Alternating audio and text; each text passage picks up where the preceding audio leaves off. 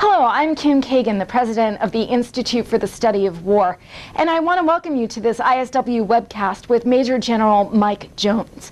General Jones just returned from Iraq, where he was the Director General for the Directorate of Interior Affairs with a multinational security transition command in Iraq, MNSTICI. In this position, he oversaw the training of the Iraqi police forces. For more information and for other ISW research products, please visit www.understandingwar.org. Thank you so much for joining us. Oh, thanks, Kim. It's nice to be here with you.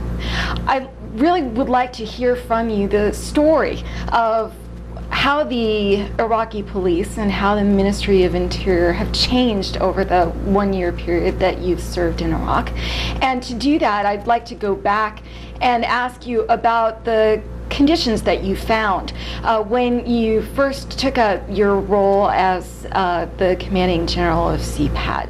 What were the major problems that you faced and that the Iraqi police faced, the national police faced, way back in June, July 2007? Right. Well, the first thing is the environment. As you recall, post the Samara bombing, the level of violence in Iraq had increased markedly during that whole year period prior to the time that I arrived. So the level of violence was really extremely high. And of course, police forces, by their nature, are most vulnerable to that kind of violence. They're really not army-type forces. And so the resulting threats and intimidation of police forces, the casualties they were taking, were all big challenges. In addition to that, of course, the Iraqi Ministry of Interior forces had grown markedly over the past couple years. And so all the challenges that go with any institution that goes through rapid growth were present at the ministry. And of course, some of the forces were clearly part of the problem. The National Police, as you had mentioned, had a history of operating in sectarian ways, or at least portions of the National Police.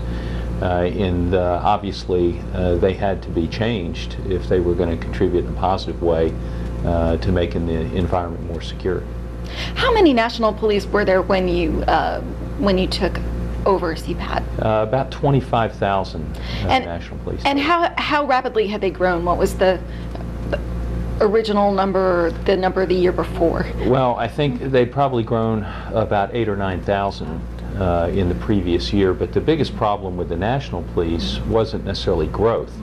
Obviously, they had some of the associated problems with rapid expansion, but the bigger problem was behavior, and that is, in the previous year, they had some units that had operated in a sectarian way and had participated in operations that clearly were not law enforcement, that were clearly pursuing a sectarian agenda.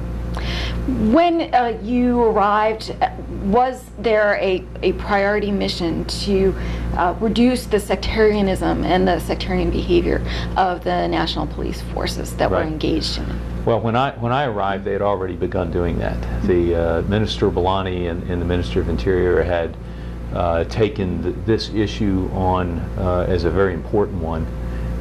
They had appointed a new commander of the National Police about 7 or 8 months before I got there, and had begun a reform program in order to change the character of the National Police.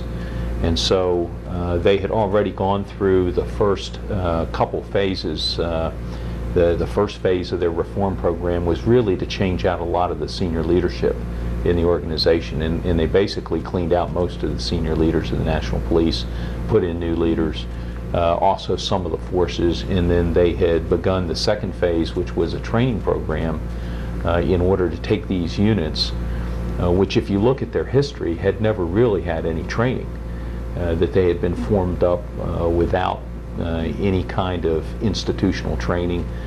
It was just groups of people that had known each other, many of which had been in the previous army, and they were operating in a fairly undisciplined way.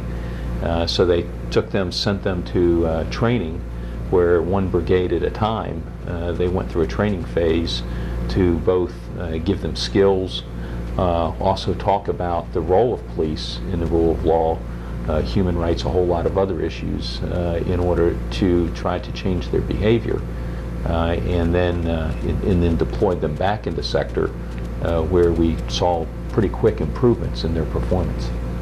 Before we go on and talk about those improvements, can you discuss the origins of the National Police and what those units had been before they were incorporated into the Iraqi security forces? Sure. Well, actually, it goes back to my previous tour when I was there before, and it was really in the fall of 2004 that you saw the emergence of some interesting forces.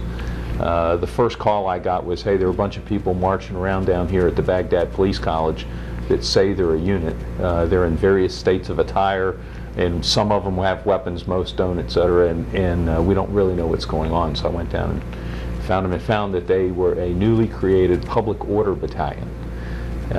Later, I then ran into another organization called the Commando Battalion, and what had happened was the Ministry of Interior back then, in anticipation of the fact that they were going to be responsible for security for the elections that were upcoming in the beginning of 2005, had determined that the normal police would not be adequate for them to really be able to have security for the elections. And so they decided they needed some higher end units, and one of which was called public order battalions. They created some of these, and the same thing, these commando battalions, a little bit more paramilitary-like organizations.